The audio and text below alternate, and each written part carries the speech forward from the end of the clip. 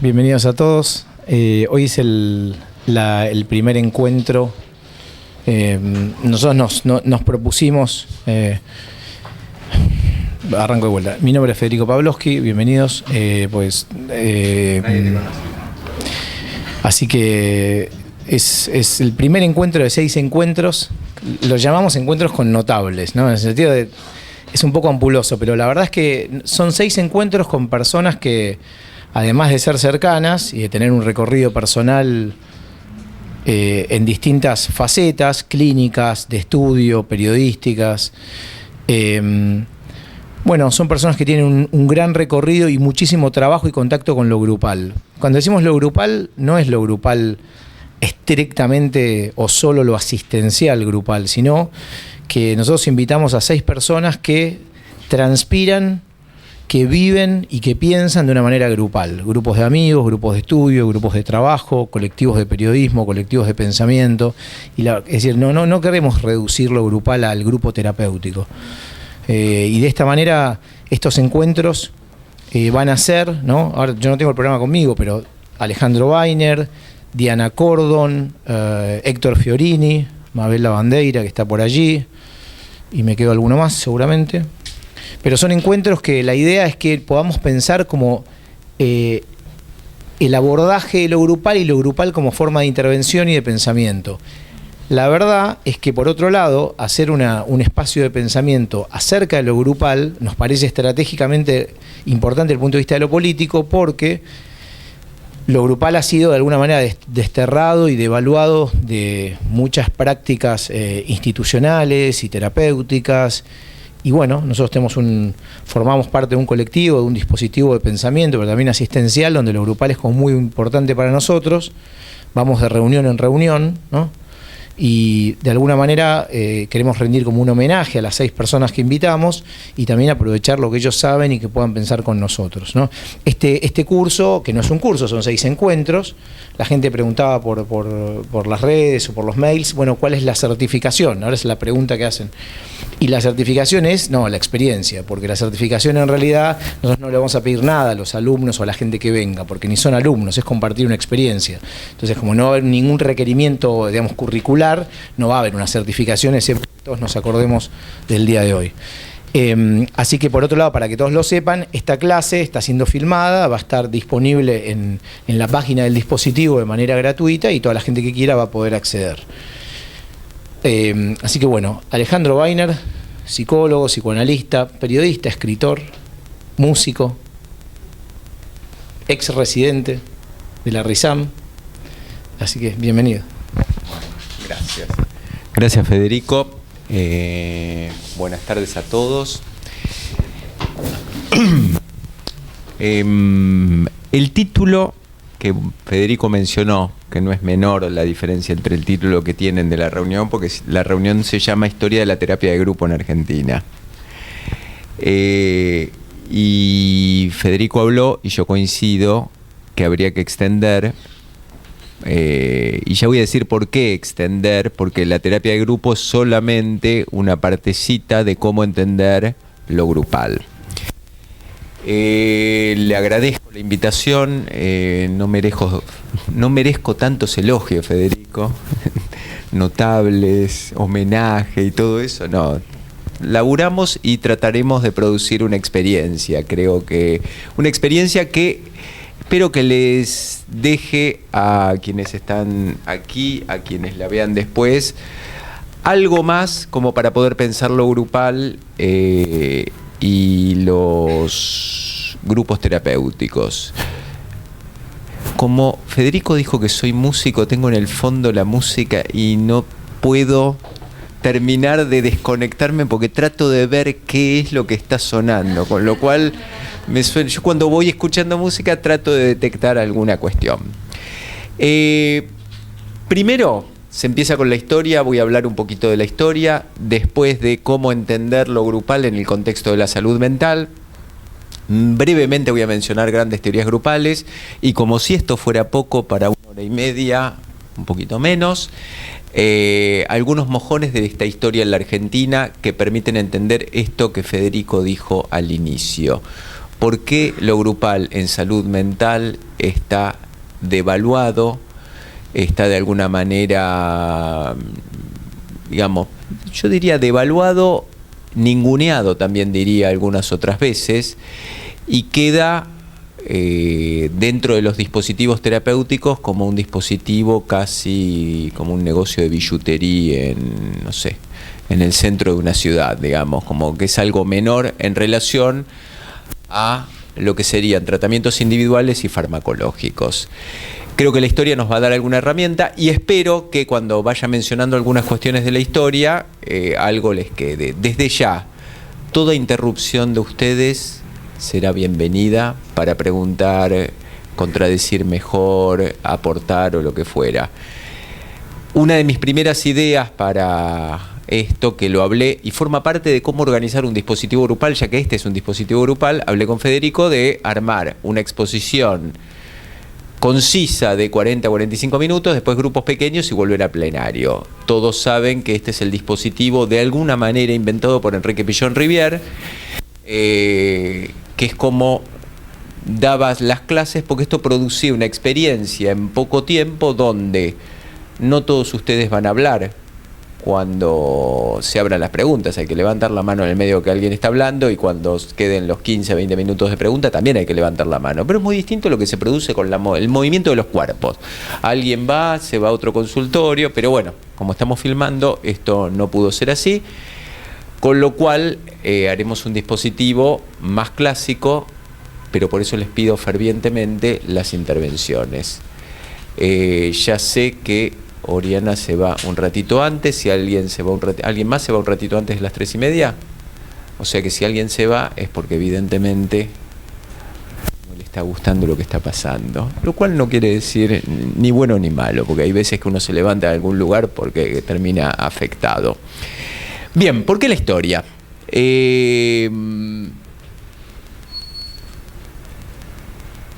Creo que Federico lo mencionó, con Enrique Carpintero, hace ya unos cuantos años publicamos Las Huellas de la Memoria. Este año vamos a hacer una nueva edición, aumentada y corregida, donde el subtítulo es Psicoanálisis y Salud Mental en la Argentina de los 60 y 70. Este es el tronco central, de donde podría decir están plasmadas algunas ideas para mí de la memoria y de la historia. Este año haremos una nueva edición donde el cambio más significativo es que debido a los avances en derechos humanos hay más cantidad de trabajadores de salud mental desaparecidos, debido a que fue aumentando el número de identificados. ¿Para qué la historia? Digo, porque la historia, con este calor a las 2 de la tarde, ¿por qué la historia? La historia, además de ser un prerequisito para cualquier tesis, para cualquier trabajo, digo que es una cuestión válida. Bueno, ¿qué hicieron los demás para no tener que, como me decía un supervisor, volver a descubrir la pólvora? Porque la verdad, si hay alguien que ya hizo dispositivos grupales en aprendizaje y todo, si voy a dar una clase, más o menos tendría que conocer que hicieron varios. Esto que parece casi una obviedad, no se suele hacer muchas veces, yo diría casi por una cuestión ni siquiera de formación, sino que venimos deformados con la idea de tomar qué nos van diciendo docentes, qué nos dicen que tenemos que leer y todo. Pero para mí es un prerequisito, trabajo, vamos a suponer, como trabajan aquí en adicciones con grupos, y yo tendría que más o menos saber qué hicieron y qué están haciendo en distintos lugares del mundo. Este es el primer punto para mí. Esto me lleva a qué relación hay entre la historia interna, como se suele llamar, o al menos llaman los historiadores, e historia externa, como si hubiera interna y externa de la disciplina. Y ahí vemos cómo, ya vamos a ver cómo se van cruzando, porque es imposible pensar algunas experiencias de la década del 60 sin lo que fue la década del 60, y estamos a 50 años de mayo del 68, el año que viene a 50 años del Cordobazo. Es impensable algunas operaciones, así como es impensable qué dispositivos hacemos. Pero además de todo, digo, ahí no perder tiempo, poder... además de todo nos inserta en una cadena generacional. Esto es, no somos ni grandes descubridores de la nueva pólvora, sino que tenemos que, como Freud decía citando a Goethe, apropiarnos de la herencia para tenerla. Si no lo hacemos, muchas veces podemos quedarnos sin una cantidad de herencia que tenemos disponible, porque yo les voy a contar una larga historia y para el trabajo con grupos, las otras 5 personas que van a venir aquí se habrán apropiado de algunas partes de las herencias. Yo voy a hacer quizás más algún inventario de herencias posibles, pero son necesarias las apropiaciones de herencia porque quienes realmente producen lo que hacen es apropiarse creativamente de una herencia previa. Por eso se agradecen los libros a maestros, se agradece a pares, se toman, alguien se convierte no solo en discípulo, sino lector de, son apropiaciones de herencia. Por eso creo que es importante, para empezar hablando de por qué historia de lo grupal y no como una clase mecánica de por qué la historia. A mí me parece que este es el fundamento. Para mí la historia, además, es el fundamento que permite volver a buscar algunas cuestiones que quizás en la actualidad no se encuentran vía hegemonías mediante, que no se encuentran y uno encuentra herramientas en otro lugar, en otra caja de herramientas. Mínimamente, lo grupal, Federico dijo, en salud mental, yo lo voy a anotar primero porque escribir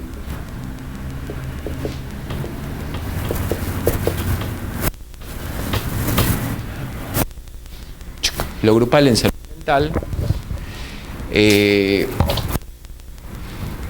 y ahora voy al tema que es salud mental, podemos dividirlo, Federico habló, grupos de amigos, cantidades de grupos posibles que hay, porque vivimos, nacemos en un grupo especializado que es la familia, que es un grupo especializado en cómo subjetivar a nuevos miembros de nuestra humanidad, pasando por distintos grupos, colegios, distintas clases de grupos. Pero en salud mental podríamos dividir en que hay grupos explícitos. ¿Explícitos qué son? Los grupos terapéuticos.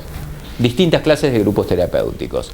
Y después hay una cantidad de grupos en salud mental que no decimos que hacemos grupo cuando hacemos grupo. Ejemplo, las reuniones de equipo. Cuando digo que no decimos que hacemos grupos, no quiere decir que alguien en una reunión de servicio no piense que no está en un grupo. No lo tomamos como dispositivo grupal. Cuando yo digo dispositivo grupal, vuelvo atrás. Hablé en la semana con Federico. ¿Cómo pienso una clase? ¿Cómo pienso una reunión de equipo, una reunión de trabajo, un grupo de estudio como grupo? Para eso tengo que tener algunas coordenadas de qué quiero obtener y cuál es el camino para obtener lo que quiero obtener. Esto me lleva a por qué lo grupal es necesario para cualquier trabajador de salud mental. Porque aunque jamás coordine un grupo terapéutico, siempre va a estar y le va a tocar a lo largo del camino ser supervisor, coordinador de equipo, coordinador de alguna actividad. Y si no tiene coordinadas grupales, ¿qué es lo que va a pasar? Esto es parte de la evaluación de los grupos. Se va a pensar que se puede coordinar porque es fácil. Entonces alguien coordina una asamblea porque es fácil. Cuando cualquier libro de grupos dicen, por favor, cuando alguien trabaja en individual, es trabajar casi como baja tensión. Cuando uno trabaja con grupos es como trabajar en media y en alta. Todos podemos cambiar instalaciones de nuestra casa, si las sabemos hacer. Pero es mucho más difícil trabajar con la energía que se despliega en cualquier grupo. Digo, esto es importante porque la devaluación de lo grupal ni que hablar, cuando hablamos, no me voy a meter, aledaño, tema, ley de salud mental, dispositivos comunitarios, son todos grupales. Cuando se habla de desmanicomializar, cuando se habla de cerrar, son todos dispositivos donde tenemos que pensar con qué dispositivo grupal estamos trabajando, con cuál queremos trabajar, qué coordenadas, quiénes coordinan, cómo coordinan. Con lo cual, para todo el campo de salud mental, es realmente una pérdida gigante tener devaluado, banalizado o ninguneado el campo de lo grupal. Salud mental. Salud mental es un campo que no existía hace 100 años. Yo voy a poner 2 fechas. Nadie hablaba de salud mental previo al final de la Segunda Guerra Mundial. Pongo 2 fechas.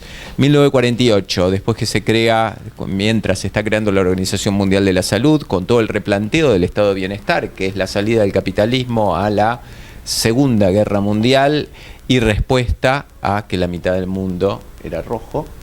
En ese entonces organiza, podríamos decir, los 30 o 40 años del estado de bienestar, cuyos restos quedan, por ejemplo, en partes de la Unión Europea. ¿Qué implica el estado de bienestar? Implica tener en cuenta fue la mayor concesión que hizo el capitalismo de reparto de capital y trabajo. ¿Qué implica esto? Porque les veo las caras y digo, bueno, ¿y esto qué tiene que ver con lo grupal? A partir de esto, por eso les decía que no se puede obviar cómo se entrecruzan y es impensable una historia por fuera de la sociedad en la que vivimos. 1948, Organización Mundial de la Salud, y se cambia el tercer Congreso Internacional de Higiene Mental, le cambian el título por Tercer Congreso Internacional de Salud Mental y se crea la Federación Internacional de Salud Mental. Esto comienza a transmitirse en distintos lugares. 1957 se dan 3 hechos, esto lo escribimos con Enrique en las huellas. Se crea, en vez de la Dirección de Manicomios, en 1957 el Instituto Nacional de Salud Mental. En la ciudad de Buenos Aires, previo, se había creado en Rosario la carrera de Psicología, Antropología, Ciencias de la Educación y Sociología, con lo cual después se va creando en distintos puntos del país, con lo cual da la posibilidad de lo que llamamos hoy equipo de salud mental. Fines del 56 gana Mauricio Goldenberg el concurso para ser jefe de servicio del Lanús, que no fue el primero, pero sí el servicio más importante que permitió, entre ellos dispositivos grupales, fomentó dispositivos grupales. De hecho, miro a Fede y hay que tener en cuenta que con quien trabajó, quien fue el co-coordinador del padre de Fede, Tato Pavlovsky, Hernán Kesselman, estuvo prácticamente desde el inicio trabajando en los primeros 10 años en el Lanús. ¿Qué demuestra esto? Que el sistema anterior, que es el sistema psiquiátrico manicomial, podía ser reemplazado con algo que realmente es un avance, y fue un avance, y comenzó, hoy podríamos decir, hace 70 años. No ha terminado, por eso se debate al día de hoy cuestión de la ley de salud mental, por eso persisten manicomios, atenciones manicomiales y otros debates que exceden. Exceden hasta ahí, porque lo grupal, si no consideramos dispositivos grupales, muchos de los avances en salud mental son imposibles. Bien. Voy a continuar.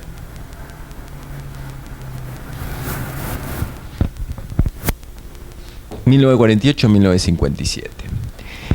Lo que produce el campo de salud mental es poder fomentar y apropiarse de grandes revoluciones terapéuticas. Cuando digo fomentar, es fomentar con dinero y con búsqueda. No se puede sacar de contexto todo el trabajo en comunidades terapéuticas que propone Maxwell Jones para transformar los manicomios. La Organización Mundial de la Salud en el 53 dice que los manicomios tienen que seguir la forma de comunidad terapéutica. Estoy hablando aquí, dispositivo Pavlovsky, comunidad terapéutica a la antigua, voy a decir, no la comunidad terapéutica para adictos de hoy. Comunidad terapéutica como forma de trabajo democratizante en los manicomios, que permitía la redistribución del poder, donde se discutía. Para esto, para quienes quieran ver, para los que están conectados lo pueden ir a buscar a YouTube, Comunidad de Locos, un documental de Ana Cutuli, lo buscan en YouTube, lo pueden ver, aquí lo tienen. Ahí pueden ver la historia con entrevistas de 2 comunidades terapéuticas en nuestro país de fines de los 60, principios de los 70. Ahí, acá hay una silla.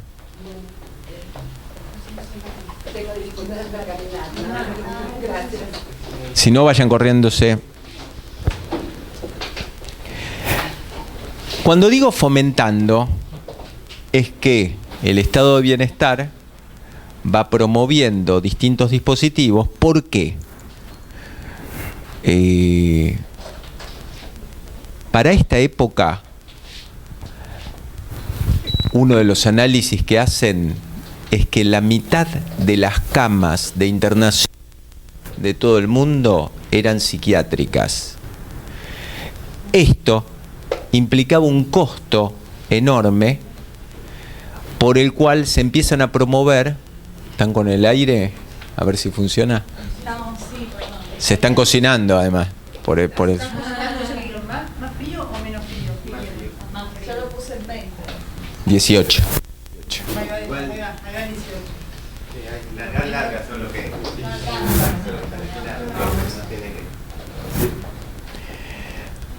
Bien. Mitad de las camas de internación son psiquiátricas. Imagínense el costo. Una de las cuestiones centrales por las cuales se da la constitución del campo de salud mental y el nuevo paradigma es: tenemos que conseguir tener dispositivos, porque ahí no solamente perdemos un trabajador, cuestión central en el estado de bienestar, no hoy, por eso la situación hoy es más compleja, perdemos un trabajador toda la vida, además de tener que bancarlo, perdemos todo lo que puede producir y además tenemos todo el entorno familiar que tiene que cuidar de él, que va a estar sistemáticamente teniendo que cuidarlo e ir. Con lo cual, ahí se puede entender el porqué de la búsqueda de las revoluciones terapéuticas que van entre los 50 y los 60, que son la revolución farmacológica, las revoluciones de las terapias, de las psicoterapias, psicoterapias breves, psicoterapias familiares, intervenciones institucionales y también lo grupal. Por eso lo grupal empieza a difundirse, ya venía un poquito antes de la guerra, pero ya tenemos todos los trabajos desde Lewin en adelante, pero también trabajos de psicoanalistas. El trabajo de Bion con grupos es durante la Segunda Guerra Mundial. Y comienza a difundirse y a ver, porque lo grupal tiene una potencia para trabajar. Piensen si hay que trabajar con todo el grupo familiar, si hay que hacer grupos multifamiliares como se inventaron en la década del 60. Lo grupal termina teniendo una potencia central en el campo de salud mental, porque en la organización de los equipos de trabajo, toda una línea que aquí introdujo Pichon-Rivière y terminan las consultoras con trabajos grupales al día de hoy. Muchos de quienes dirigen consultoras son herederos de quien trajo todo esto, que en la Argentina es el padre, generacionalmente podríamos decir entre abuelo y bisabuelo para muchos de nosotros, de la salud mental en la Argentina. Enrique Pichon-Rivière, fundador de la Asociación Psicoanalítica Argentina, el primer psiquiatra que estaba buscando otras terapéuticas y es el que hace el primer electroshock, cuando el electroshock era un avance, después tiene su teorización sobre el electroshock, es de los primeros que prueba los psicofármacos, porque considera, yo puedo trabajar con pacientes que no conocemos nosotros ni conoceremos, pacientes que no tenían un gramo de medicación psiquiátrica, porque la medicación psiquiátrica viene después de la década del 50, o durante la década del 50 comienza. Abordajes institucionales y, sobre todo, abordajes grupales. Yo creo que Pichon-Rivière es una figura, sería mucho más simple si estuviéramos en algún otro país que valorara más algunas cuestiones propias. Si estuviéramos en Francia sería, no sé, un Clérambault, que todo el mundo conoce más quizás a Clérambault por Lacan que a Pichon-Rivière, como alguien que, entre otras cosas, también fue quien le dio los seminarios de Lacan a Oscar Mazzotta, que hasta ese momento era sartreano. No tenía nada que ver con el psicoanálisis y menos con Lacan. Pero Pichon-Rivière había conocido a Lacan cuando fue en un viaje, fue a presentar un trabajo y tenía la tesis de Lacan en su biblioteca. Digo, es importante, cuando hablaba de las genealogías y la historia, es porque esto nos da un lugar a nosotros también. Si uno dice nieto de, hijo de, le permite a uno, digamos, enmarcarse en algo, no tener que ser tan brillante, porque hay tanta gente tan brillante y tanto más brillante. Esto lo decía, me acuerdo, voy asociando porque veo Dispositivo Pavlovsky, cuando lo entrevistamos a Tato por las huellas de la memoria, decía, hay tanta gente tan inteligente, y decía, yo conocí 2 personas más inteligentes que yo, no, mucho más inteligentes que yo.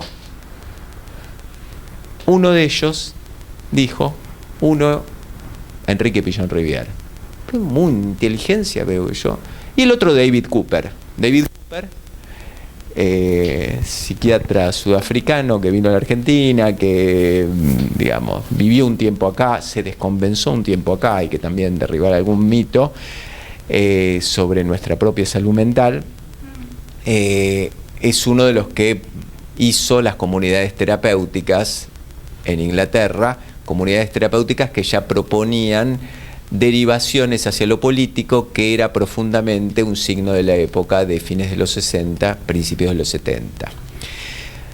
El campo de lo grupal se va desarrollando particularmente en esta época, y tenemos, por un lado,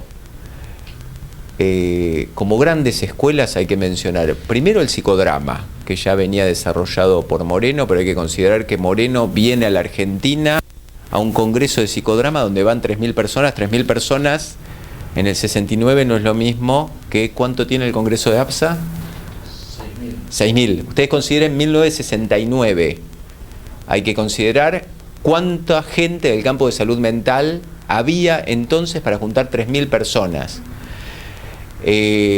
Moreno y muchos de sus discípulos, muchos de ellos que trabajaron con Moreno, argentinos, después van desarrollando teorizaciones a partir del dispositivo del psicodrama. Me olvidé de decir que apaguen los celulares o que los silencien. Digo porque oí la musiquita. El psicodrama es una herramienta de trabajo y dio como una de las grandes escuelas que viene desde que Moreno trabajó, venía a principios de siglo y atravesó casi todo el siglo XX. El psicodrama es una herramienta de trabajo y tiene toda una concepción, pero que fue mezclándose con otras teorizaciones. Una de ellas es el psicoanálisis, que se fertilizó de alguna manera con el contacto con lo grupal. Tenemos yo mencioné a Bion, pero también en Estados Unidos tenemos a varios autores, hay varios debates, pero digo simplemente como para conocer que el psicoanálisis con grupos no es sinónimo de una sola línea de trabajo. No es lo mismo lo que en Estados Unidos llamaban psicoterapia en grupo, que era trabajar con grupos de pacientes, y trabajar como si fuera cada uno en individual. La psicoterapia del grupo, que era tendiente a ser más Bion, que es trabajar el grupo como un todo. Después quedan autores como Enrique Pillón Rivière, que formula alguna teorización bastante propia, que por supuesto es más rescatada afuera que aquí, digamos, por psicoanalistas y trabajadores de salud mental. Tenemos autores franceses. Al día de hoy, si cualquiera de ustedes puede ver a René Caes, que es quizás quien llevó un poco más lo grupal hacia el psicoanálisis a una complejidad. Y lo más interesante, y esto es central, los dispositivos grupales, y voy a usar un concepto de Pillón, todos conocen el concepto del ECRO, ¿no? El esquema conceptual, referencial y operativo. Pillón formula este concepto que no es la teoría que decimos que tenemos, sino es un esquema conceptual que nos referencia en nuestra práctica cuando operamos. Nuestro ECRO está presente siempre y va modificándose. Lo mejor que podría pasarnos a nosotros, cuando digo sistema operativo, a mí me gusta jugar con la metáfora que al día de hoy es mejor, la metáfora de la computadora. Todos tenemos algún sistema operativo porque nos vamos formando desde chicos, primario, secundario. Esto que les decía, por ejemplo, de retomar las herencias, forma parte casi del sistema operativo. Todos sabemos que no es lo mismo, veo celulares, no es lo mismo estar con el sistema de Apple que con Android. No es lo mismo que Linux. Cada sistema operativo permite que corran ciertos programas. Hay programas que no pueden correr en algún sistema operativo, salvo que se adapten. yo digo todo esto, lo del ECRO, que es importante. Me perdí hacia dónde iba con lo del ECRO, porque estaba con el psicoanálisis. Bien, ya recordé. Exactamente.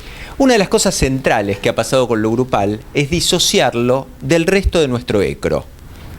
Si nosotros no tenemos un ECRO donde podemos atender un paciente, medicar un paciente, hacer una entrevista familiar, una asamblea de pacientes, donde podamos entender algo desde un ECRO coherente, va a ser un problema serio. ¿Por qué?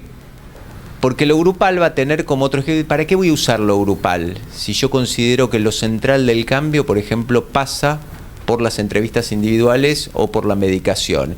Y si no, si tengo lo grupal, ¿qué relación tiene con lo otro que yo estoy haciendo?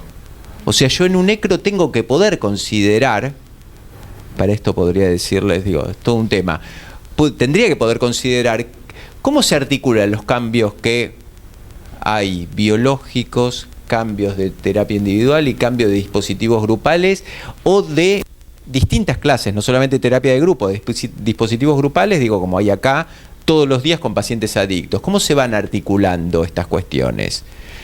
Este es uno de los desafíos, porque si no incluimos lo grupal dentro de nuestro ECRO, lo grupal va a estar dado, pero va a quedar desarticulado. Y la segunda cuestión, que no estaba desde el inicio, por eso estoy retomando las grandes teorías, es cómo lo conceptualizo, porque si no lo voy a defender con voluntarismo, no lo voy a defender conceptualmente como hay que defenderlo en cualquier congreso, con datos, con conceptualizaciones, con resultados. De alguna manera tengo que poder sostenerlo. Este va a ser otra de las cuestiones, por eso me parece central poder incluirlo dentro de nuestro ECRO. Dije psicoanálisis, mencioné hacia el pasar Kurt Lewin, toda la dinámica de grupos que termina el día de hoy en gran parte de las intervenciones para la productividad en empresas, en equipos de trabajo y todo viene de Lewin. Lewin leído digamos, casi como leía todo ávidamente por Pichon-Rivière, tratando de ver cómo articulaba, que es la dinámica de grupos. Y finalmente hay distintas escuelas que fueron armando, como los sistémicos, los cognitivos, distintos dispositivos, tomando algo, sobre todo basándose en dinámica de grupo y la propia teorización, armando distintas clases de ECROs particulares. Vuelvo a Pichon-Rivière. ¿Alguna pregunta hasta aquí? Porque estoy hablando hace media... Sí. Me ocurrió, no sé si es una respuesta, pero que el miedo, ¿no? Tanto en las escenas temidas del coordinador del grupo, me parece que están las escenas temidas o algo temido del terapeuta individual, del psicoanalista, de lo que pudiera pasar en ese grupo ajeno en el que es llevado a lo individual o a lo vincular. Es muy bueno el aporte, porque una de las cosas que sucede con los grupos, pasa con las dramatizaciones, ya que mencionaste escenas temidas, es que esto tan simple que vos decís, cuando se hace un grupo, se hace un roleplay y todo, si uno no coordina partiendo de esa base, evidentemente va a considerar que lo grupal es bueno y no va a tener en cuenta que quizás alguien tiene miedo de hacer una dramatización o de exponerse en un role-playing o de coordinar un grupo porque, como decía otro de los discípulos de Pichon-Rivière, Armando Bauleo, uno puede coordinar un grupo que tenga tantos miembros como su grupo interno. Esto es, si yo estoy acostumbrado a moverme con grupos chiquitos de 3, 4, 5, es difícil que tenga 7, 8, 9 o 10 en un grupo terapéutico. Porque no, me voy a desorganizar, tengo que hacer todo un trabajo para poder, que no es solamente un entrenamiento formal, implica, una de las cuestiones básicas, vos decías los miedos, bueno, en adelante, una de las cosas centrales para trabajar con grupos, es cómo se trabajan los miedos que tenemos a lo grupal para poder después coordinar grupos. El trabajo, todos conocen el trabajo con escenas temidas, porque lo voy a mencionar en un ratito, si no. Bueno, lo voy a mencionar porque es un dispositivo bastante particular, que era la forma de trabajar los miedos de los coordinadores de grupo. En realidad para mí es trabajar, como dice Emilio Rodríguez en el prólogo del libro, es un dispositivo que hicieron Hernán Kessel, Mantato Pavlovsky y Luis Fritleski, década del 70, lo empezaron aquí y lo desarrollaron después en el exilio, que después devino el dispositivo de multiplicación dramática, pero especialmente se trabajan los miedos de quienes coordinan grupos. Por eso es una de las cosas centrales para poder trabajar con grupos, es trabajar, bueno, ¿qué le pasa a quien tiene que coordinar un grupo? Coordina una asamblea, ni que hablar coordinando una asamblea, porque muchas veces se eligen mecánicamente, bueno, como son dispositivos así, bueno, andá y vos coordiná tal dispositivo, coordiná el desayuno en un hospital de día, coordiná... ¿Con qué formación voy a coordinar eso? ¿Qué voy a hacer? Si yo no tengo formación y conceptualización, voy a hacer lo que me parezca. Mucha gente agarra y tiene su experiencia grupal de la adolescencia, si coordinó grupos, estuvo en distintos grupos, así, va a tomar algo de eso, pero si no hay formación en eso, evidentemente voy a hacer lo que mejor me salga, que va a tener que ver con lo que me salió bien en la vida. Con lo cual, mi horizonte de trabajo con grupos va a ser pobre. Primero, porque evidentemente no voy a saber por qué me salió bien y por qué me salió mal. Y segundo, porque evidentemente si no te conceptualizo, voy a terminar medio aburriéndome, porque me va a salir bien, pero cuando me salga mal y no sepa por qué, listo, ya voy a salir. Todo el trabajo, digamos, de cocoordinación, hay una cuánta complejidad que tiene el trabajo grupal. Pero voy a ir, lo voy a dejar por escrito a Pichon Rivière. Les dije algunas cosas, lo que no dije de Pichon Rivière era jefe de servicio en el que ahora se llama Hospital Borda. Además de todo, ahí tienen la experiencia donde remito, si no leyeron Mucho calor por ahí al fondo, mucho calor, ¿no? No hay posibilidad de -10, congelamiento, freezer, modo freezer.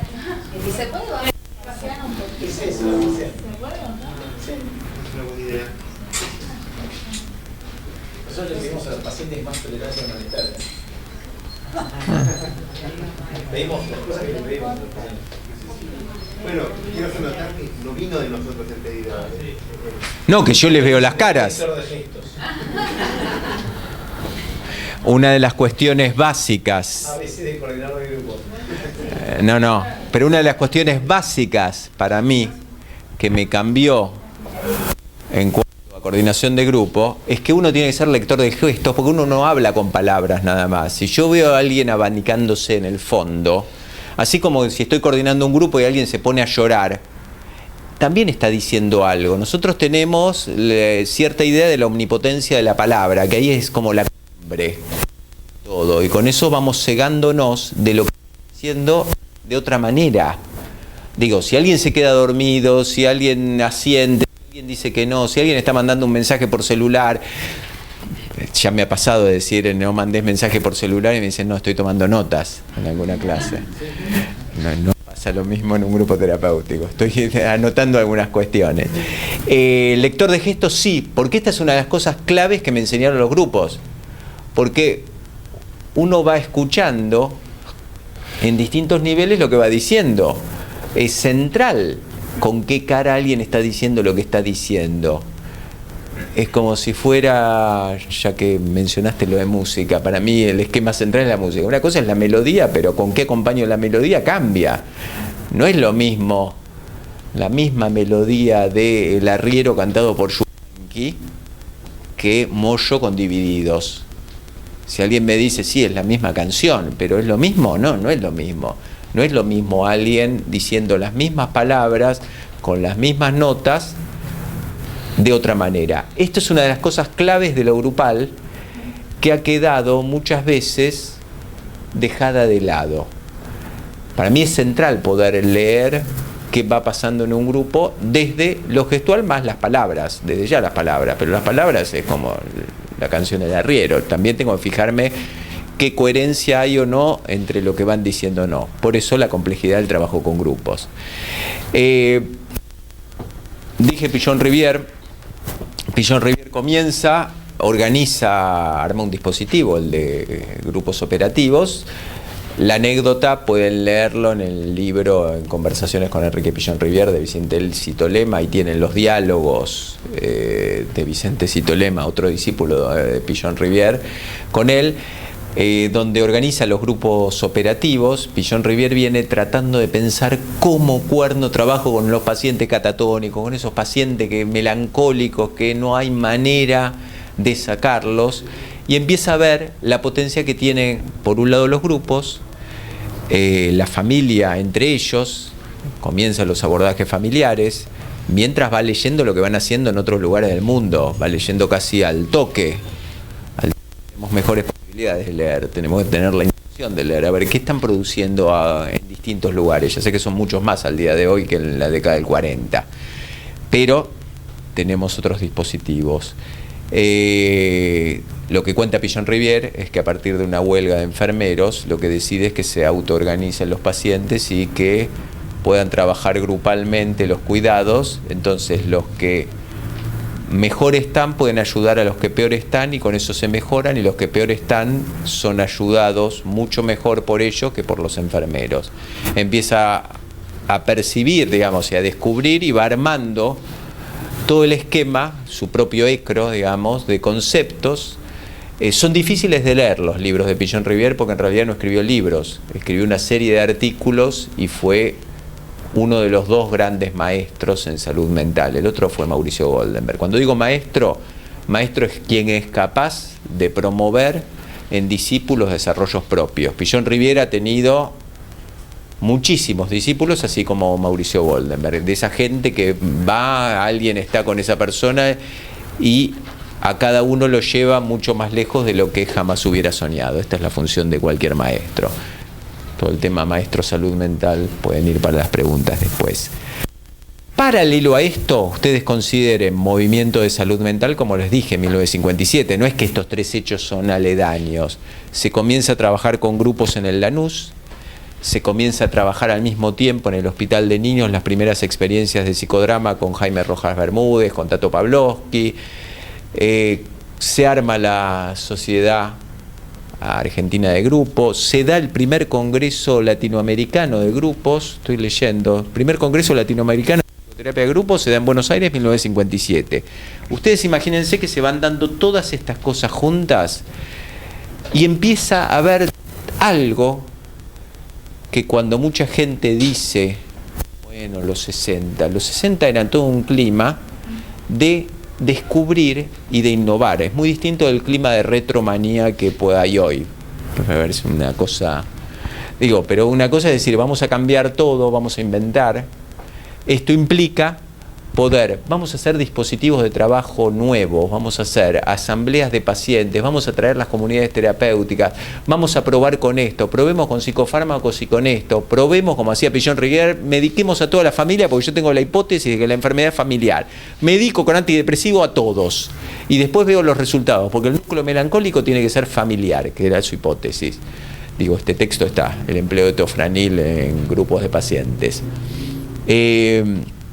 Se crean los primeros hospitales de día, como el Hospital de Día del Borda, que lo crea Jorge García Badaraco, que crea todo el dispositivo de trabajo con pacientes psicóticos, con asambleas multifamiliares, donde no le alcanzaba solo la familia, sino juntemos a todos los familiares, porque hay cosas que yo le digo a la familia, esto lo decía Badaraco bastante claro, cosas que me paso repitiendo con cada familia. Veamos qué pasa si juntamos a todos los familiares. Psicoterapia de grupos con niños. Imagínense ir avanzando y dejando mojones de nuevos dispositivos y cantidades de libros reflejando estos dispositivos. Sería impensable sin el estado de bienestar y sin la industria editorial argentina de los 60, la mayor en habla hispana. Consideremos lo que sucedió, habiendo empezado ayer la Feria del Libro, al menos para el público en general. Al día de hoy, la industria del libro en español fue tomada por el cambio por España y por México. Pero en ese momento hay que considerar lo que implicaba que se tradujera y se publicaran aquí cantidades de libros. Digo esto para ver el entrecruzamiento. Tenemos toda la década del 60, el Congreso de Psicodrama, y ahí tenemos varias mixturas, los libros que vienen de psicodrama psicoanalítico, de Tato Pavlovsky, Martínez Buquet, Fidel Mocio, hay 2, 3 libros así, libros sobre grupos de Armando Bauleo, tenemos cantidades de dispositivos grupales funcionando, tantos explícitos como implícitos. Cuando digo explícito como implícito, me estoy acordando, ¿a quién se le ocurriría hoy hacer sociodramas con residentes? O sea, pedido malestar de residentes en un hospital, no me acuerdo si era el Álvarez o el Piñero. Digo porque es un artículo de principios de los 70. Pero imagínense el malestar y trabajar con todo el grupo las escenas de guardia, las escenas entre compañeros, trabajarlas con dispositivos psicodramáticos. Digo, hay que poder entender y a la vez entender que yo estoy haciendo un recorte y que lo grupal jamás fue hegemónico, si no, no estaríamos como estamos en cuanto a lo grupal. Jamás. Que haya habido muchas publicaciones no quiere decir que haya terminado de ser hegemónico. Hay cantidades de libros, ¿hasta cuándo? Pregunta. Sí. Yo voy a hacer el pequeño interrogante, que hay que decirlo, que en realidad es hasta cuando la derecha peronista, digo, los libros se siguen publicando, pero hay un punto, el primer punto es cuando la derecha peronista se asienta en el poder, empieza a operar la AAA. Hay que considerar que en salud mental Mari Langer y Armando Bauleo se exilian en ese momento. Todos, me imagino que habrán leído, iba a decir, recuerdan cuando yo tenía en ese momento 8 años. Pero bueno, la AAA operaba publicando listados de gente que si no se iba en 48 horas del país, los iban a ir a buscar a matar. Digo, para tener en cuenta.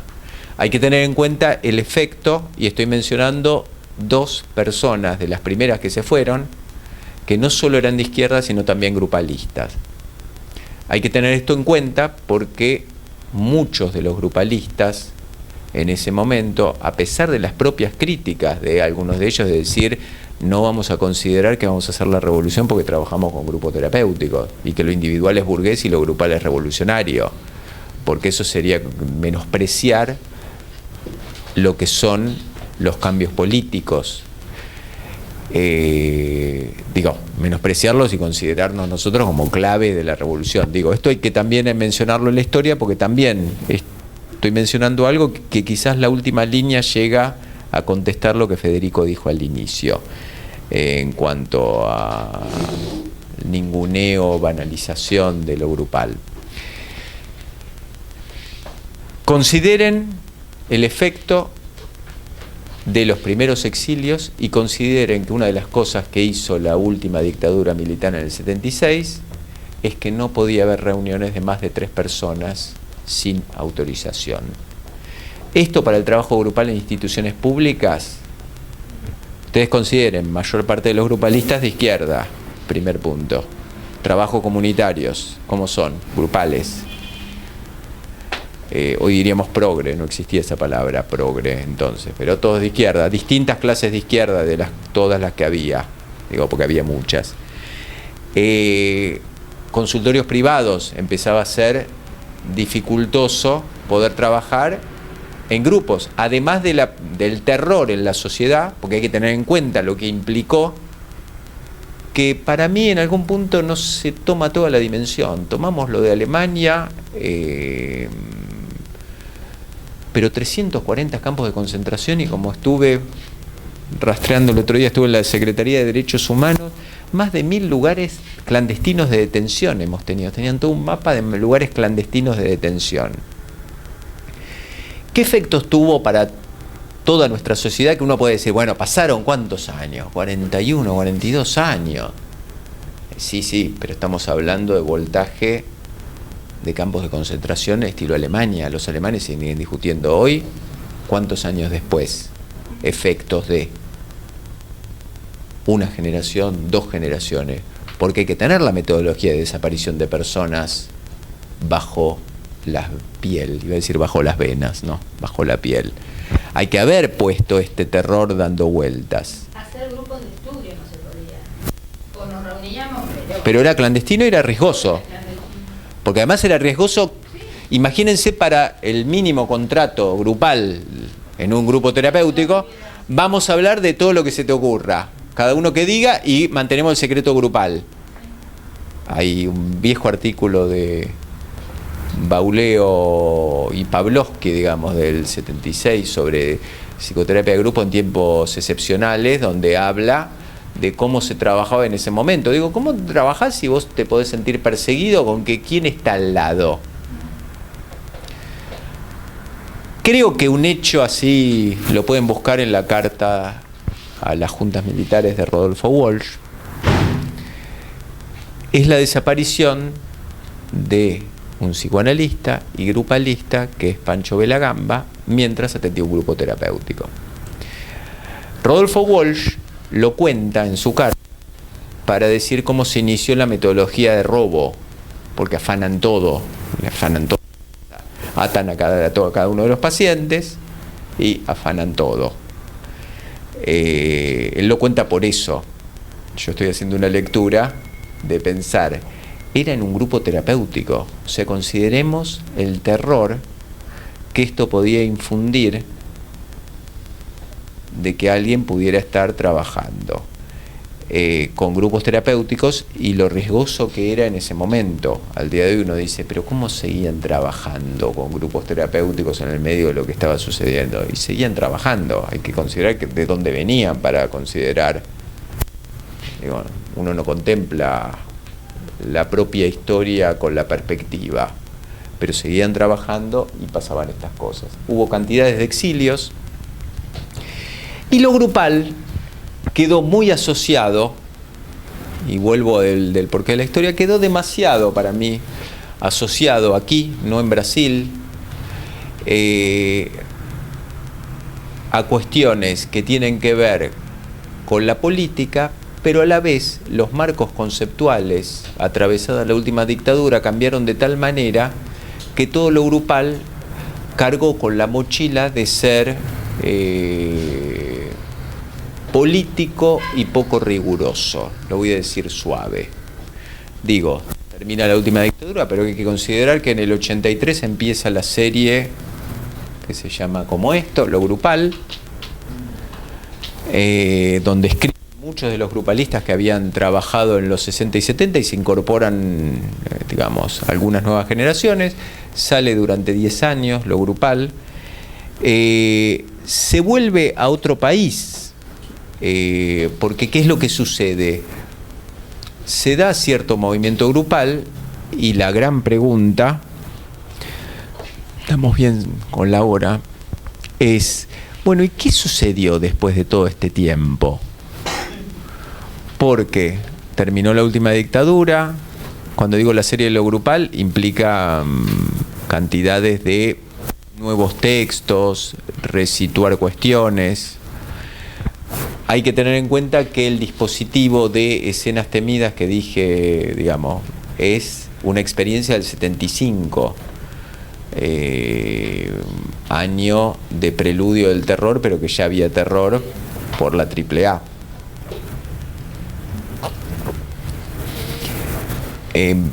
Durante la década del 80 se intenta volver a mucho de esto, pero insisto, el paradigma que comienza a estar mucho más fuerte en el campo de salud mental es que lo grupal queda como algo, y voy a usar una palabra que estuve buscando mucho tiempo porque me interesaba, queda como algo más ligado a lo psicobolche, que es psicobolche en realidad es un derivado, yo hice toda una búsqueda, es un derivado de freudo-marxista, que es otra descalificación. Digo, nadie hace algo bueno si es freudo-marxista o psicobolche, porque parece una ensalada rusa, para ser más o menos claro. Y es una descalificación, y lo grupal quedó bastante en eso.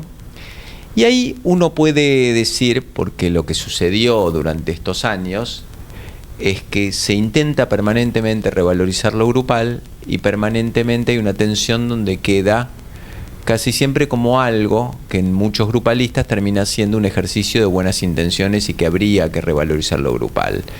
Yo me opongo a las buenas intenciones porque creo que con las buenas intenciones podemos terminar en el infierno.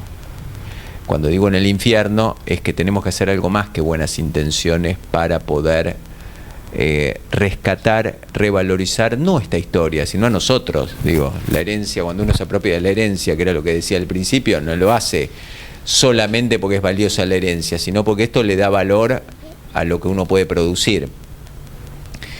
Es así, digo, como una de las exigencias que me parece, y esto he aprendido cuando estudiaba muchas cosas de feminismo hace muchos años, vieron que una de las cuestiones centrales que al día de hoy es mucho más hablada, bueno, igual trabajo, igual remuneración, son como cuestiones básicas.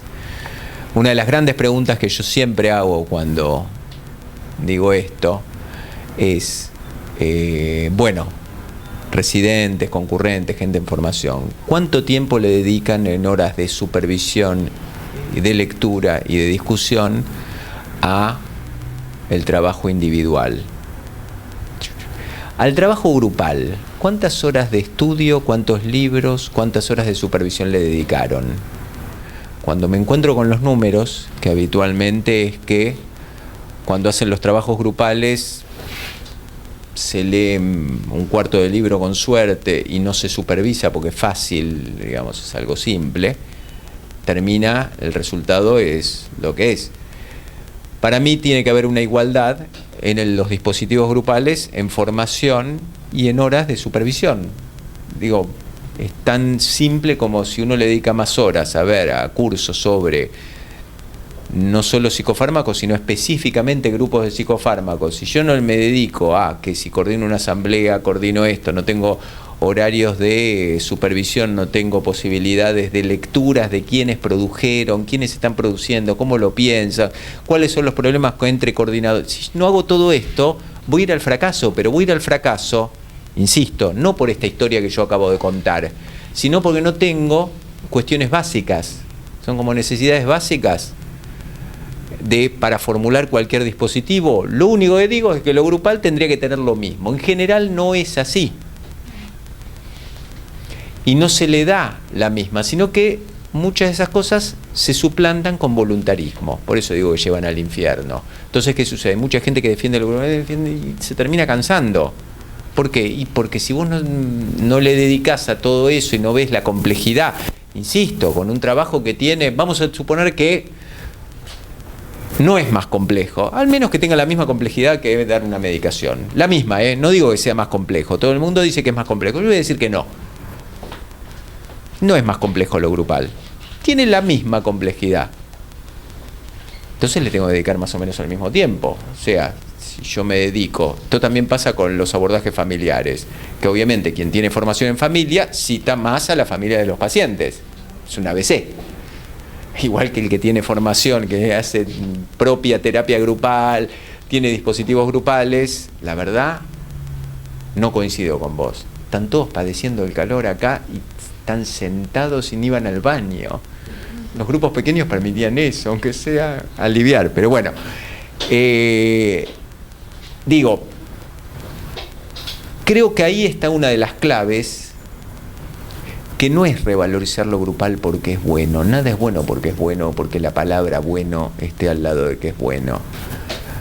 Creo que tiene una potencia donde si le dedicamos la necesaria forma de, digamos, de trabajo, puede darnos muchos frutos porque esto sí está demostrado. Cuando digo sí está demostrado es que cantidad de investigaciones, cantidad de experiencias demuestran por qué el trabajo grupal. Además de todo, lo cual no es menor, se hace mucho más disfrutable desde una reunión de equipo hasta el trabajo con los pacientes. Digo, no es menor esto, porque si no, cada vez que se trabaja con un grupo, parece ser como entrar a un lugar donde uno primero no entiende nada y segundo lo abofetean cada 2 sesiones. digo, termina con pánico, con alguna cosa, o tiene que enfrentarse con cuestiones básicas. Muchas veces hay cuestiones básicas como el no acuerdo entre los coordinadores, o que se contradigan los coordinadores, no tengan el trabajo suficiente. Y estoy hablando de herramientas básicas de esta historia. Es como decir, bueno, a ver, ¿cómo se coordina una discusión grupal? ¿Cómo se coordina? Cuestiones básicas, es dinámica de grupo. Esto es como cuando dicen, bueno, a ver, ¿podemos solucionar la cuestión del hambre? Bueno, hay decisiones por otro lado, la del hambre porque podemos repartir de otra manera.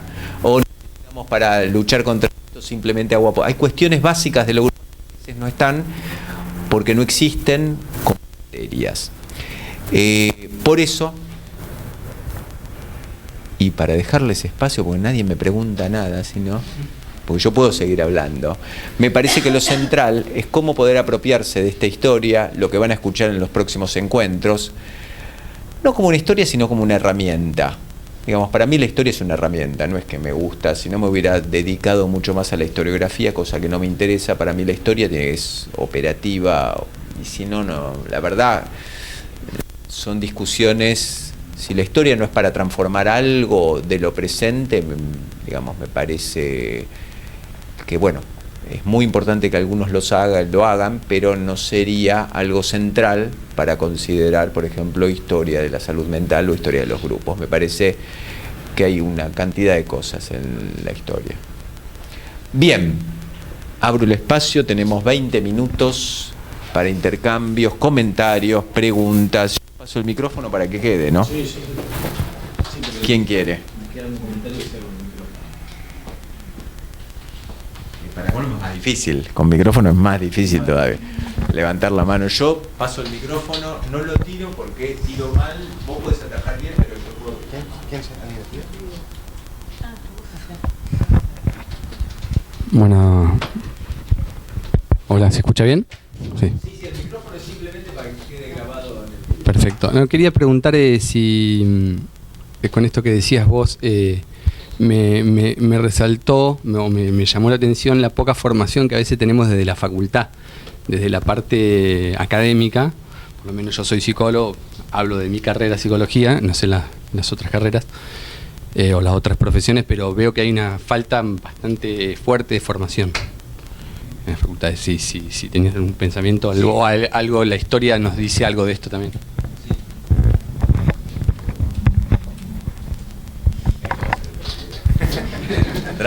Es divertido el pasamanos.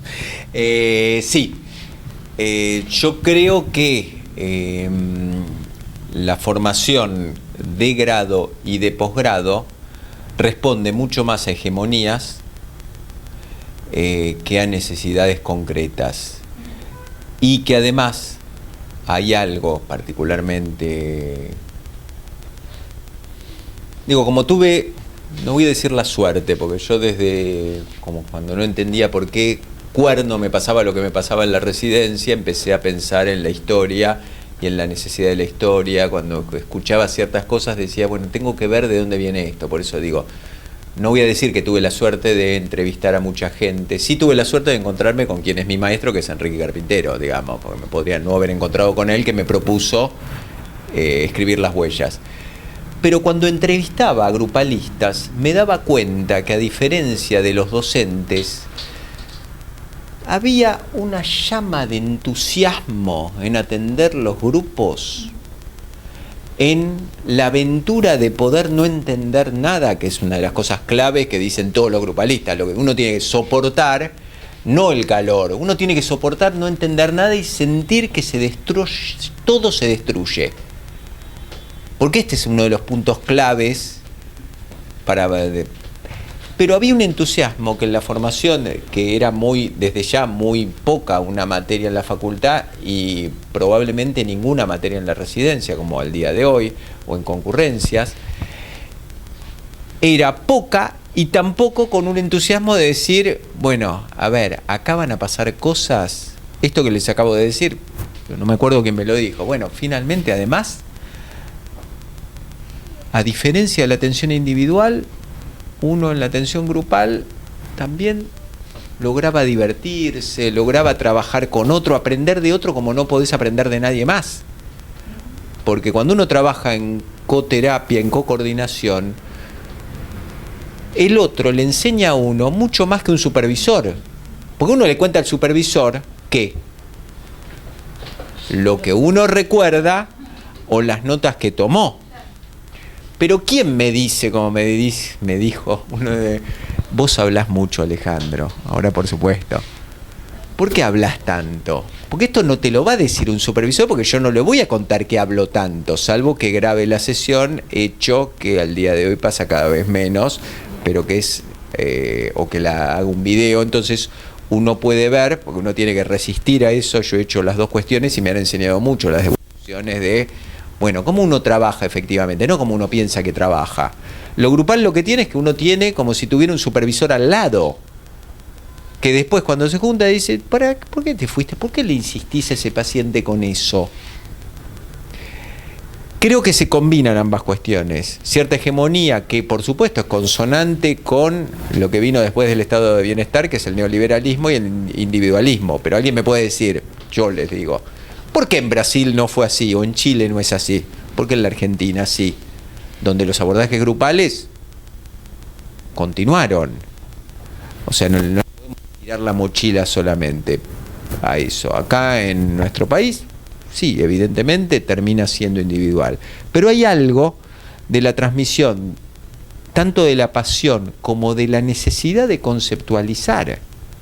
Tenemos que conceptualizar qué sucede en un grupo y tenemos que demostrar cómo hicieron Pillon Rivière, como hacía Goldenberg, que Goldenberg fue Goldenberg también, porque tenía todo un equipo de trabajo que les dijo,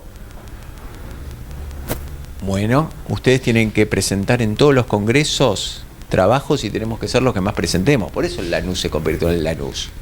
Hoy sería marketing, eso. Tenemos que hacer, nosotros nos tenemos que comer a todos los otros, el resto de los equipos de ventas. Sería. Goldenberg tenía claro en eso. Entonces tuvo entre sus discípulos y además los estimulaba a escribir. Cuando digo estimulaba a escribir era, ¿te interesa? No me interesa si yo coincido o no. Te traigo 5 libros y además te traigo la suscripción, te conseguí la suscripción gratis a esta revista y te consigo el contacto con quien está trabajando en lo que a vos te interesa. Eso hizo, por ejemplo, con Carlos Slutsky, digamos, en relación a todos los sistémicos. Eso hizo también con Hernán Kesselman. Eso hacía con... Bueno, además hacía cosas como, por ejemplo, los hizo hacer terapia de grupo a todo el primer staff del Lanús. Hay que hacer eso. Terapia de grupo juntos. ¿Para qué? Y porque sabía que se iban a comer crudos, sabía que tenía todos pichoncitos que se iban a picotear entre ellos. Pero creo que parte de la formación, digo, para no echarle todo a lo que me parece inclusive con cierta falta de rigor, porque es una traspolación a todo lo social y político, también desde el lado de lo grupal se ha dejado bastante de lado, por un lado la pasión, que es trabajar con grupos, y segundo, la necesidad de poder conceptualizar, escribir, demostrar. ¿Cómo demuestro con estos dispositivos se hace? No porque es bueno, insisto, no porque es bárbaro lo grupal, sino por otra cosa. Yo quería preguntarte cómo fueron cambiando las definiciones de lo grupal, como desde, digamos, cómo era la definición de grupo, las variables que observaban y lo que se pensaba en la década de fines de la década del 50, principios de la década del 60, y cómo es ahora en la producción teórica del presente. Quería como aprovechar tu punto de vista historiográfico para... A ver,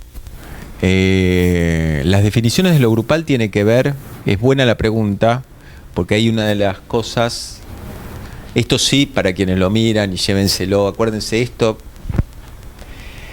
habitualmente cuando uno le recomiendan libros, uno va a leer y sobre todo pasa con grupos. Entonces alguien atiende un grupo de pacientes psicóticos y alguien tiene la impertinencia de recomendarle Ansié o Caes. Las teorizaciones no están en el aire, tienen que ver con la experiencia misma. Uno tiene que buscar autores que hayan trabajado lo más cercanamente posible a la propia experiencia que uno va teniendo. ¿Por qué? Porque van teorizando cosas que tienen que ver con eso. ¿Por qué dije lo de Caes? Si Caes trabaja el aparato psíquico grupal, ¿qué dispositivo de trabajo primordialmente tenía Caes? Grupos terapéuticos. que van, digamos, de pacientes neuróticos, y sobre todo grupos de formación, como ANSIE. Eso, inclusive para tu pregunta, la propia definición de grupo va cambiando, porque la definición de grupo no es lo mismo Ulloa, que trabajaba con grandes grupos, porque la mayor parte de las definiciones de grupos son de grupos pequeños. Entonces, esto es grupo y esto no es grupo. Pero los agrupamientos, uno diría no son grupos porque no hay mutua representación interna, una de las claves de las viejas definiciones. Sí, ese es un grupo terapéutico, pero nosotros trabajamos con distintas clases de grupos, porque un grupo de pacientes internados que va variando semana a semana con nuevas internaciones y con altas, quizás no llego a esto, pero tengo que ver cómo intervengo. Porque si no voy a estar añorando porque no tengo un grupito semanal de neuróticos, que es el que me da con las definiciones. Con lo cual, las definiciones van cambiando no solamente de acuerdo a las épocas, porque estuve buscando así como buscar los roles en el grupo. Depende de la experiencia. Ulloa tenía roles o formuló roles en un grupo, porque él trabajaba con grupos en instituciones. Con lo cual formulaba roles como, bueno, este es el embajador, este es el... Y no hablaba de líder positivo, líder negativo, digamos, de toda la fenomenología, podría decir, de la dinámica de grupos. Al día de hoy, digo, al menos el panorama que tenemos es bastante heterogéneo y depende más de las teorizaciones de base que tienen. Cuando yo dije distintas teorizaciones, o sea, si alguien es psicoanalista, si es cognitivo, se ha incorporado que si trabaja con grupos tiene algo de la cuestión de dinámica grupal mezclado con esto, con lo cual tenemos desde cognitivos hasta psicoanalistas. Producciones aquí, les pregunto a ustedes, producciones específicamente grupales, ¿qué es lo que leyeron de producción más bien actual? No, dice Federico. ¿Alguien?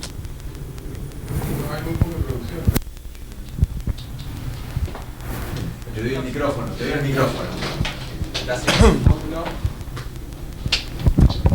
Decía que hay muy poca, soy Pablo Leone, que hay muy poca producción. ¿Escucha? Que hay muy poca producción hoy. Yo estaba pensando, vos decías que hablabas de la historia y de la aparición de lo grupal.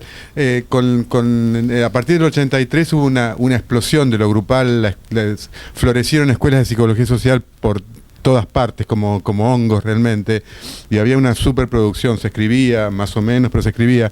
Pero creo que eso en un punto... Está bien, hay que ver la inserción de Pillon Rivière también en la comunidad académica, no en la comunidad académica, en la comunidad científica y en la comunidad académica. En la comunidad académica Pillon nunca entró, hoy día se lo sigue ignorando en la universidad. Pero me parece que ese florecimiento que hubo de las escuelas de psicología social y de lo grupal en los 80... hasta el principio de los 90, me parece, o apenas mitad de los 90, en un punto deterioró y descalificó a lo grupal, porque cualquiera era psicólogo social y cualquiera podía trabajar con sujetos y eventualmente con pacientes, me parece. Y a partir de ahí empezó a declinar. Incluso, no sé, Ana María Fernández no escribe más sobre grupos casi, escribe sobre otras cosas. ¿Cómo? Sí, ya sé, pero casi no escribe más sobre grupos ella, por ejemplo. Poca gente se escribe sobre grupos hoy día. Es una de las cosas para contestar lo que vos decías, aunque no quede claro. Es central el hecho de quién escriba y las producciones, porque puede haber producciones que sean más de repetición o producciones que sean, bueno, de instalación de dispositivos, de teorización, sobre todo experiencias. Pero es cierto que hubo mucha producción, pero mucha producción, o sea, comer mucho puede engordar mucho, pero no alimentar mucho. Hay todo un desafío, digo, es un campo de vacancia, como dirían los académicos, al día de hoy, producir cosas sobre lo grupal que den vueltas de tuerca y experiencias que den vueltas de tuerca. Es todo un gran desafío, la verdad, les tiro la pelota. ¿Vos querías? Sí, yo, bueno, me voy un poquito de lo que estaban hablando, quiero volver a ese periodo 1948-1957, que coincide con la emergencia, especialmente en Estados Unidos o algunos países de Europa, de las agrupaciones de usuarios, ¿no? Y que que tiene un momento cúlmine en previo a la firma, digamos, de la Convención de Derechos de las Personas con Discapacidad, con la conformación a principios de los 2000 de la Red Mundial de Usuarios. Sí, y yo soy integrante de la Red Mundial de Usuarios Oriente de la Psiquiatría. Estuve en Uganda en el año 2009, en la última Asamblea General de la Red Mundial. Y lo traigo, yo soy psicóloga social, soy psicodramatista, lo traigo porque es llamativo, porque cuando hablas de Brasil y Chile como algo donde lo grupal sigue teniendo una emergencia y una vigencia, también están pasando cosas en Chile y en Brasil en la capacidad de reunirse los usuarios, de cuestionar, de traccionar otras palabras diferentes hacia una salud mental diferente, que lo que pasa en Argentina, que hay con suerte 3 asociaciones de usuarios autónomas. No sé si llegan, ¿eh? Esto quería decir porque me parece que la impresionante cantidad de, o sea, lo voy a decir en mis palabras, ¿no? La salud mental tiene un territorio muy amplio para trabajar, pero lamentablemente ese territorio somos personas que algunas no queremos ser colonizadas, ¿no? Absolutamente de acuerdo, y tiene que ver con esto porque la apertura de todo el campo de salud mental, que es un campo, a diferencia del paradigma psiquiátrico manicomial, el campo de salud mental implica interdisciplina, intersectorialidad, trabajo con la comunidad, o mejor dicho, lo dije a la antigua, tecnocráticamente, es trabajo en la comunidad, porque trabajamos conjuntamente.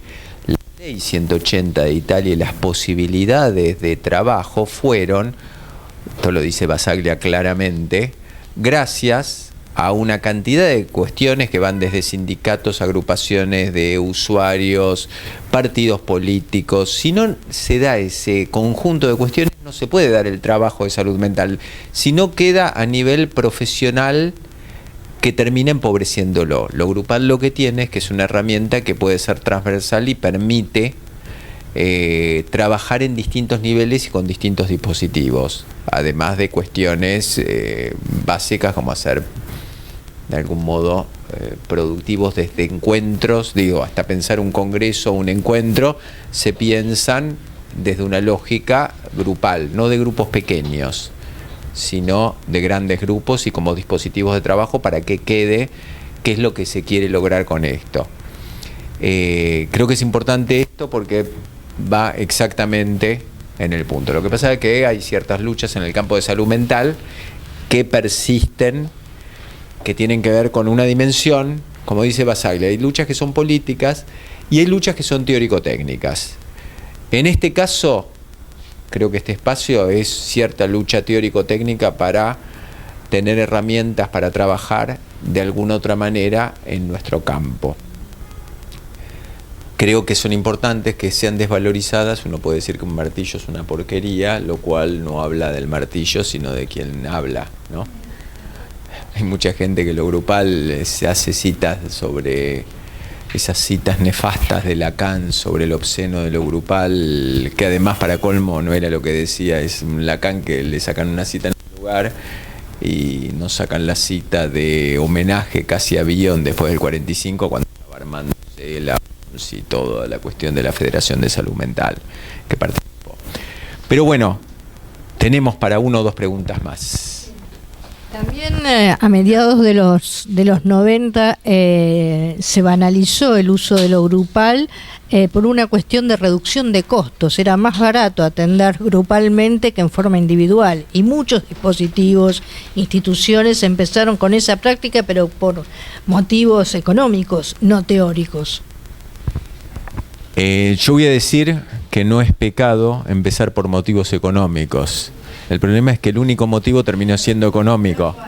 En Lanús, o muchos hospitales comenzaron a trabajar con grupos y se trabajó, y muchas de las cuestiones de teorización de grupos vinieron por cuestión de pero una cosa es pensar que a partir voy a reducir costos, entonces directamente también reduzco los costos propios, entonces no me formo en eso porque esto es una porquería, con lo cual todo va a salir mal. Y otra cosa es tomar la cuestión de, bueno, sí, uno puede estar desde ya en reducción de costos, pero es distinto decir, bueno, a partir de esto vamos a ver si encontramos algo novedoso.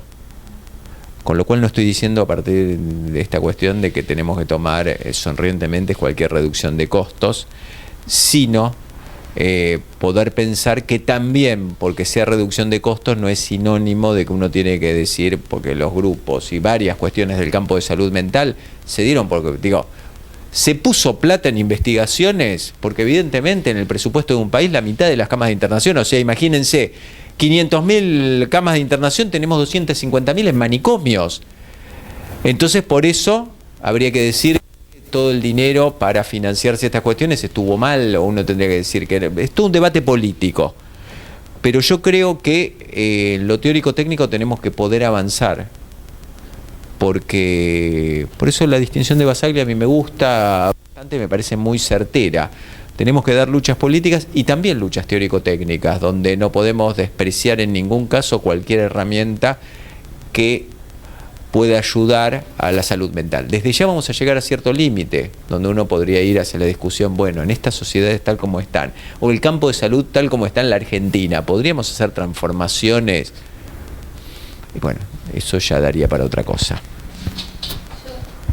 Quería hacer un comentario, reforzar lo que te había dicho antes sobre el miedo, que yo hablaba del miedo también del terapeuta individual, del psicoanalista en particular. Yo vengo de una época que uno hablaba de terapia, era psicoanálisis.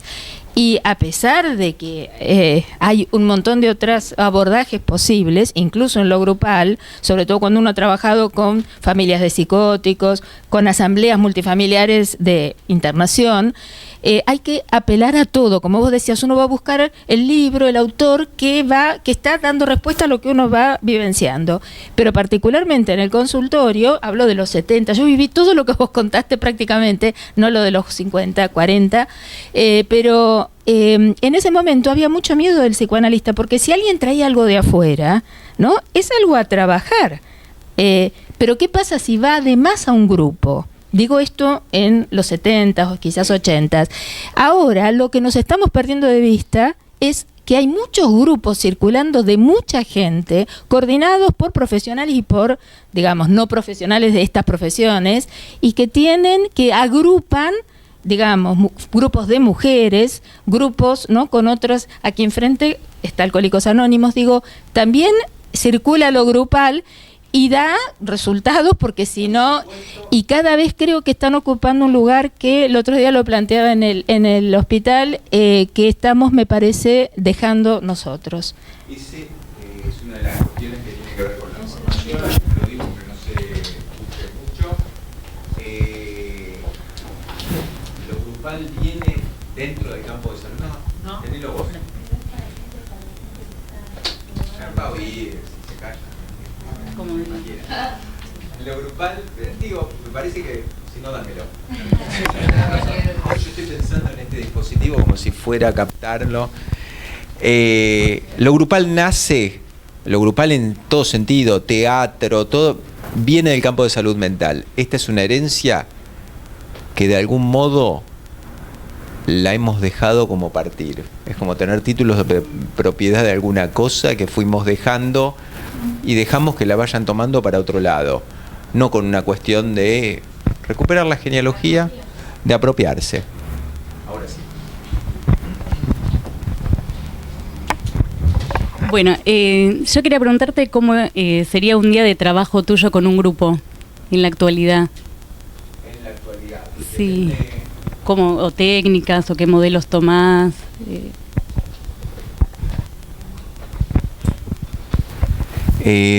Yo tomo, de hecho, cuando hice esto, casi siempre cuando uno habla de cierta historia, también habla de la propia genealogía. Yo tomo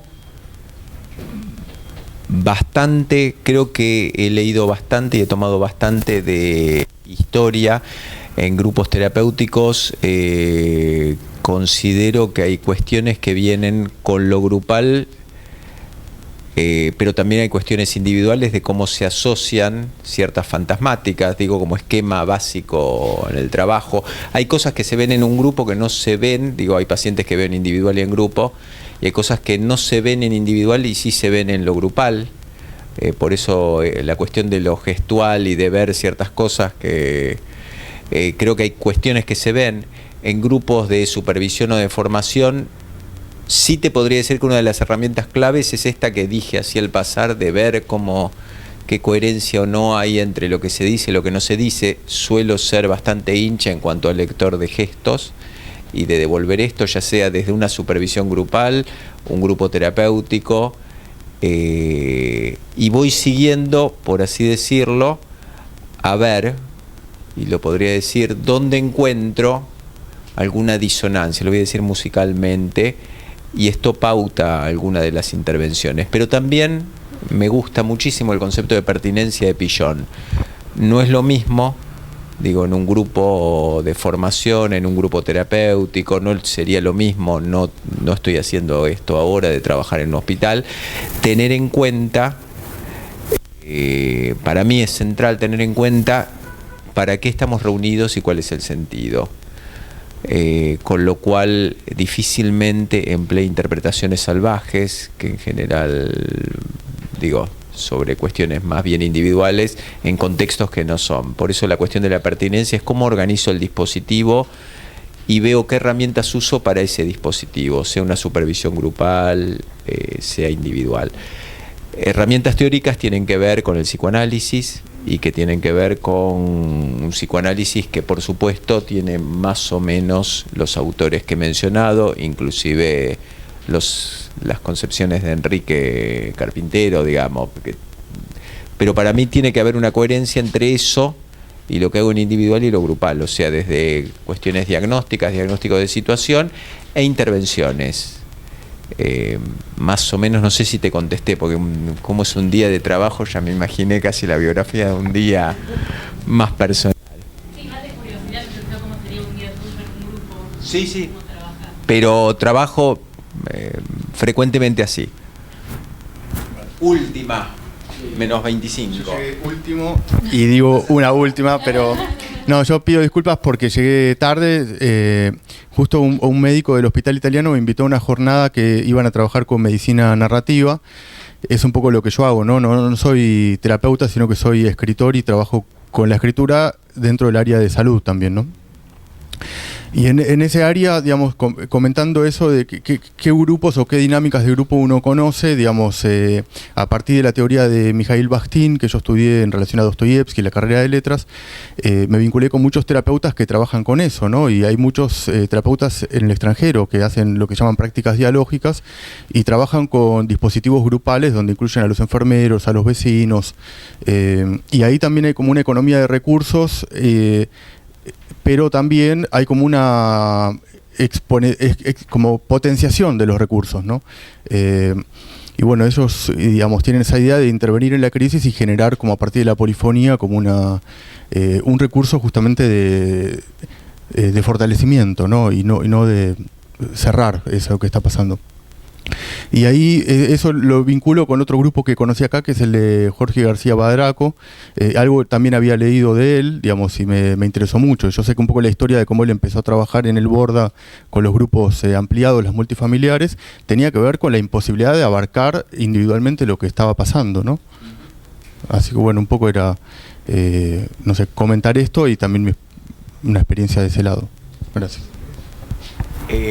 Me parece muy bueno y me parece que si van a tener estos encuentros, si esto, cuando yo decía lo de los grupos pequeños, podríamos haber trabajado, o ahora si tuviera que diseñar algún dispositivo posterior a partir de los emergentes, digo, pues vos me preguntaste cómo trabajo, en algún día trabajo así, se me van ocurriendo cosas, pero yo pensaría en un dispositivo donde ustedes pudieran intercambiar y socializar las distintas experiencias, porque ahí, y esta es una de las apuestas que tenemos con los grupos, en la riqueza que ya tiene cada uno y la riqueza que genera el intercambio. Con lo cual podríamos hacer, a partir de lo que vos dijiste, podríamos hacer casi como un mapeo de, bueno, finalmente con qué trabajan y todo. Digo, este sería el dispositivo imaginado, que inclusive si lo quieren hacer o pensar, lo pueden hacer con quien sea. pero me parece que en ese intercambio podría haber qué distintas teorizaciones, porque mencionaste maravilloso lo de Bakhtin, digamos, como a mí me encanta lo de la música, para mí es un modelo impresionante. Y de ahí habría más riqueza que lo que yo les puedo mencionar acá. Esta es una de las cosas básicas para mí como grupalista, que la riqueza que tienen los grupos es mucho mayor que la que podemos tener nosotros, y nosotros en un grupo vamos a hacer saltos cualitativos impensables. Con esto, Bueno, no, antes de despedirte formalmente, no, estaba pensando que no es habitual ir a participar de un encuentro sobre grupos, que se haga hincapié en cierta, cierta laxitud que han tenido los grupalistas en relación a mostrar un poco mejor lo que hacen, a mostrar, a justificar, porque la verdad que yo toda la literatura que leí argentina sobre grupos, muchos de los cuales, me acuerdo de esto en una conversación con Tato, eran reportes casi de anécdotas. Cuando vos leís todo lo grupal, en fin, con conceptos y con cosas súper interesantes, pero con algún nivel, casi te diría, había un destrato casi explícito de lo académico, ¿no? Se proponían casi escribir una literatura que mostrara, es decir, se reían mucho de lo que sería la cita bibliográfica, por decirlo de una manera. Y fue interesante porque eran grandes personajes y tenían grandes recorridos, pero también es verdad que ha traído un problema, que es como cierta cosa como romántica. Por ejemplo, nosotros estamos en un momento, somos un dispositivo básicamente grupal, todos los días hay grupos, y estamos con este desafío de tratar de conceptualizar un poco lo que hacemos y poder compartirlo, si ustedes quieren, no me animo a decir con la comunidad científica, pero con la comunidad, de una manera que podamos mostrar lo que hacemos en un momento en donde los dispositivos ambulatorios están en una lucha política con los dispositivos que pretenden la internación de los pacientes, ejemplo nuestro específico, los pacientes con consumo problemático de sustancias. Entonces me parece que es un momento muy interesante. Después, en términos del péndulo de modas, está empezando a pasar algo con lo grupal que me parece que hace un par de décadas no pasaba. Es decir, residentes, concurrentes, gente curiosa empieza a decir, che, ¿de dónde puedo leer esto? Y esto no pasaba en los comienzos de los 2000 y no pasaba en los 90. Entonces digo, creo que tenemos un enorme desafío en donde si que ustedes quieren aprovechar una cierta primavera con respecto a lo grupal, pero esta vez tomar todo el legado que nos dieron los expertos o los grandes personajes, pero darle una vuelta de rosca a la hora de transmitir y formular. ¿Se ha dejado de transmitir así o CAES? Claro. Pero después nunca más volví a escuchar de ellos. Pero esto que vos decís, en algunos autores es central, sobre todo en los 70, la serie de lo grupal, y a mí me parece central poder conceptualizar y poder transmitir, porque esto permite que otro replique. ¿Un ejemplo clínico? Nosotros sabemos, por ejemplo, 100% sabemos, que los pacientes que vienen, pacientes con severos problemas de consumo de sustancias, severos, dependencias, situaciones muy graves, que si vienen entre 3 y 4 veces por semana a los grupos, y te diría todos los días, tienen una evolución radicalmente distinta a los pacientes que no logramos que vengan, que vienen una vez, vienen a veces, vienen cada 15 días. Poder conceptualizar esto, que lo sabemos y que funciona y que es así, pero poder conceptualizarlo de otra manera, quizá a través de algunos trabajos de investigación cuantitativos, cualitativos, lo que fuera, y poder demostrar que algo de todo esto, digamos, poder darle una vuelta de rosca en ese sentido, nos parece como estamos en esa búsqueda, por decirlo de alguna manera. Bien, mejor final para mí entre lo último que dijeron, me parece imposible. Muchas gracias.